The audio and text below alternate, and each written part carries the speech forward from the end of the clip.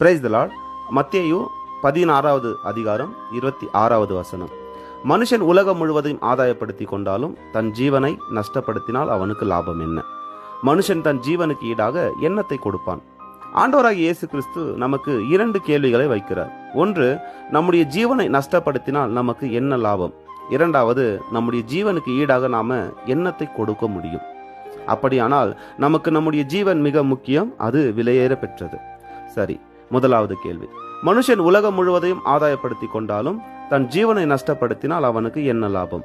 ஆண்டவராகிய இயேசு கிறிஸ்து இங்கு ஒரு ஆழ்ந்த கேள்வியை எழுப்புகிறார். நாம் இந்த உலகம் முழுவதையும் செல்வம், புகழ், அதிகாரம் என்று எல்லாவற்றையும் பெற்றாலும் நம்முடைய ஆத்துமாவை இழந்து விட்டோமானால் அதில் எந்த பயனும் இல்லை. உண்மையான லாபம் பொருளாதார வளத்தில் இல்லை, பணம், பேறு, புகழ், அதிகாரத்தில் இல்லை என்பது நமக்கு தெளிவாக புரிகிறது. அதே போல நம்முடைய ஆத்துமாவை, ஜீவனை நஷ்டப்படுத்தினால், அதாவது இழப்பது என்றால் மெய்யான மற்றும் நிரந்தரமான இழப்பு. நம்முடைய சரீரம் ஒரு நாள் அழிந்து போகும், ஆனால் நம்முடைய ஆத்துமா ஒருபோதும் அழியாது.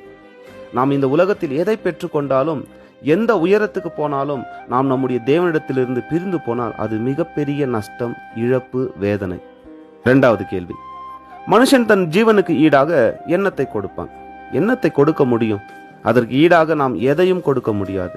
இந்த உலகத்தில் நாம் ஓடி ஓடி சேர்த்த பணம், பேறு, புகழ், அதிகாரம், இந்த அநித்தியமான எதுவும் நம்முடைய ஆத்மாவை மீட்டெடுக்க உதவாது. அது ஆண்டவராகிய இயேசு கிறிஸ்துவினால் மாத்திரமே மீட்டெடுக்க முடியும். நம்முடைய ஆத்மாவுக்கு ஈடு கொடுக்க ஆண்டவரால் மாத்திரமே முடியும். இது புரியாம நாம இன்றைக்கு இந்த உலகத்தையும், உலகத்தின் ஆஸ்திகளையும், நிலங்களையும் ஆதாயப்படுத்த போராடி கொண்டிருக்கிறோம்.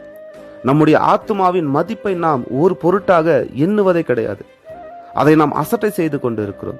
இன்று இயேசு கிறிஸ்து நாம் எதை முதன்மையாக பார்க்க வேண்டும் என்பதை சிந்திக்க வைக்கிறார். இந்த உலக இன்பங்கள் நம்மை ஏமாற்றும், ஆனால் தேவனுடைய ராஜ்யம் நம்மை நித்திய ஜீவனுக்கு கொண்டு போகும். இயேசு கிறிஸ்துவை பின்பற்றுவதற்கு பல தியாகங்கள் நாம செய்ய வேண்டியதா இருக்கும், பல இழப்புகள் வரலாம், ஆனாலும் அது நம்மை நித்திய ஜீவனுக்கு நேராக நடத்தும். இந்த வசனம் நாம் இந்த உலகத்தை ஆதாயப்படுத்த நினைத்தால் நம்முடைய ஆத்துமாவை இழந்து போவோம் என்று எச்சரிக்கிறது. இந்த வசனம் நமக்கு இந்த உலக வாழ்க்கையை விட மேலான ஒரு நித்திய வாழ்க்கை உண்டு என்பதை உணர்த்துகிறது. உலக செல்வம் ஒரு நாள் அழிந்துவிடும், ஆனால் நம்முடைய ஆத்துமா என்றென்றைக்கும் அழியாது. நாம் இன்று எடுக்க போகும் இந்த முடிவு மிக முக்கியம். வசனம் சொல்லுகிறது, மத்தேயு 6வது அதிகாரம் 33வது வசனம், முதலாவது தேவனுடைய ராஜ்யத்தையும் அவருடைய நீதியையும் தேடுங்கள், அப்பொழுது இவைகள் எல்லாம் உங்களுக்கு கூட கொடுக்கப்படும். நீங்க எதை தேட போறீங்க? எதை விரும்பி வாழ போறீங்க? ஆண்டவரை சார்ந்து வாழுங்க, அவரை தேடுங்க, மற்ற எல்லாமே தானாய் உங்களுக்கு தேடி வரும். ஆமேன்.